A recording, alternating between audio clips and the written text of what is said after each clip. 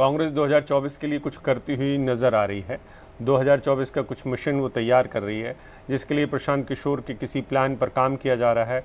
और क्या प्रशांत किशोर के पांव संभाल पाएंगे ये जो चल रहा है कांग्रेस की डूबती नैया को। और आज की जो बैठक है उसमें प्रशांत किशोर के साथ सोनिया गांधी के साथ प्रशांत किशोर और राजस्थान और छत्तीसगढ़ के मुख्यमंत्री भी शामिल हैं। कांग्रेस ने अगले महीने राजस्थान में चिंतन शिविर का भी आयोजन किया है और एक कमेटी भी बनाई है जो कि पीके का जो प्लान है उस पर विचार करेगी। और हमारे साथ हमारे वरिष्ठ साथी मनोरंजन भारती जुड़ रहे हैं, लेकिन उसके पहले अशोक गहलोत को सुन लीजिए, वो क्या कह रहे हैं। हर व्यक्ति का अनुभव काम लेना चाहिए, विपक्ष को भी, बल्कि सत्ता वाली पार्टी भी काम लेती है अपने तरीके से। तो ये कोई बहुत ऐसा नहीं पहली बार ही हो रहा है। हम लोग भी लगातार जो ऐसी एजेंसियां हैं या जो ऐसे एक्सपर्ट हैं उनकी राय लेते रहते हैं। तो पीके का नाम बड़ा हो गया तो वो चर्चा में आ गया, बस इतना मैं मानता हूँ। सर, चिंतन शिविर को और अगर उसका अनुभव काम आता है, मान लो विपक्ष को एकजुट करने के अंदर।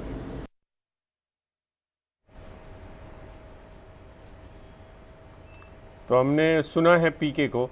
मनोरंजन जी, जो बड़ा सवाल है वो ये है कि अशोक गहलोत हालांकि पीके को बहुत बड़ा आंकने के लिए थोड़ा सा शब्दों का परहेज कर रहे हैं। वो कह रहे हैं कि देखिए हम करते रहते हैं, एजेंसियां आती रहती हैं, एक्सपर्ट हैं वगैरह वगैरह, लेकिन इस प्लान में है क्या? पीके के प्लान में ऐसा नया क्या है जिसके ऊपर इतना मंथन किया जाए? वो ऐसा क्या लेके आ रहे हैं पार्टी के लिए? देखिए, पीके का प्लान जो है उन्होंने एक प्रेजेंटेशन दिया सबसे पहले सोनिया गांधी को, और उनकी सोनिया गांधी से लगातार मीटिंग होते रही। उसमें प्रियंका गांधी भी थी। उसके बाद सोनिया गांधी ने एक कमेटी बनाई वरिष्ठ नेताओं की, जिसमें वेणुगोपाल, अंबिका सोनी, मुकुल वासनिक, जयराम रमेश, पी चिदम्बरम, सुरजेवाला जैसे लोग थे। और इन सभी के साथ लगातार 2-3 दिन बैठक हुई। और आज जो बैठक अभी चल रही है उसमें छत्तीसगढ़ के मुख्यमंत्री भूपेश बघेल और राजस्थान के मुख्यमंत्री गहलोत ये भी मौजूद हैं। और ये तय किया गया है कि एक जो प्रेजेंटेशन अभी तक जो प्रशांत किशोर दे रहे हैं उस पर एक बार फिर से चर्चा कर ली जाए। और अगले महीने जो है उदयपुर में एक चिंतन शिविर का आयोजन किया जाएगा 2-3 दिनों का, जिसमें कि इस पूरे प्रोग्राम पर जो है वो विस्तार से और बड़े लेवल पे चर्चा की जाए। मतलब बाकी नेताओं से भी चर्चा की जाए, क्योंकि अभी जो है वो केवल 12-13 लोग हैं। और आपको पता है कि कांग्रेस में अभी संगठन के चुनाव चल रहे हैं, तो उस वक्त ये भी तय करना होगा कि ये चुनाव को कैसे आगे बढ़ाया जाता है। तो एक बात तो तय हो गई है कि पीके जो है कांग्रेस में आएंगे, कांग्रेस में आकर के वो एक एक्टिव रोल अदा करेंगे। अब वो कोई केवल स्ट्रेटेजिस्ट नहीं रहेंगे।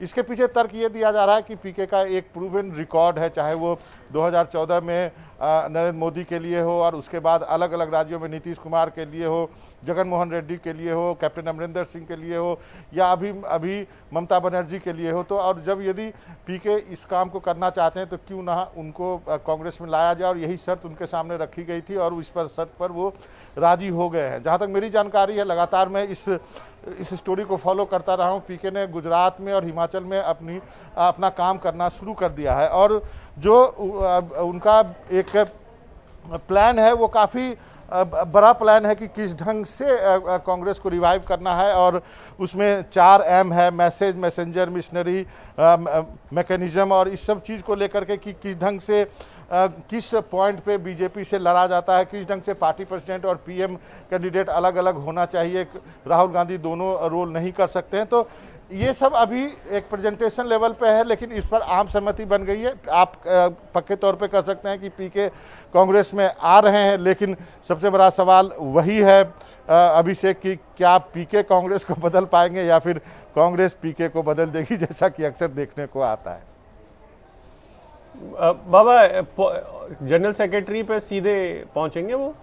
जी हाँ, जनरल सेक्रेटरी पर पहुंचेंगे। कुछ रीऑर्गेनाइजेशन टाइप से कोई एक पोस्ट बनाया जाएगा जहां पर कि उनके पास अधिकार होंगे, सीधे रिपोर्ट करेंगे, CWC को भी रिपोर्ट करेंगे। लेकिन कांग्रेस में कई नेताओं से बातचीत करके ऐसा लगा कि अब इस वक्त यदि नहीं करेंगे तो कब करेंगे, क्योंकि अब से इससे ज़्यादा और जो है पार्टी की हालत ख़राब नहीं हो सकती है। और ये जो सोनिया गांधी ने 12-13 लोगों की कमेटी बनाई है वो इसलिए भी बनाई कि किस तरह से G21 या G23 जिसको लोग कहते हैं उनको भी चेकमेट किया जाए कि यदि आपके पास इससे अच्छा कोई अल्टरनेटिव प्लान है तो हमें दीजिए। और मुझे नहीं लगता कि उस बात पर वो उन लोगों को भी उनके पास कोई प्लान है, इसलिए सबको इस बात पर एग्री करना होगा और उसी के लिए अगले महीने एक चिंतन शिविर बुलाई गई है। बहुत बहुत शुक्रिया आपका मनोरंजन भारती। इस बड़ी खबर पर लगातार हम अपडेट देते रहेंगे।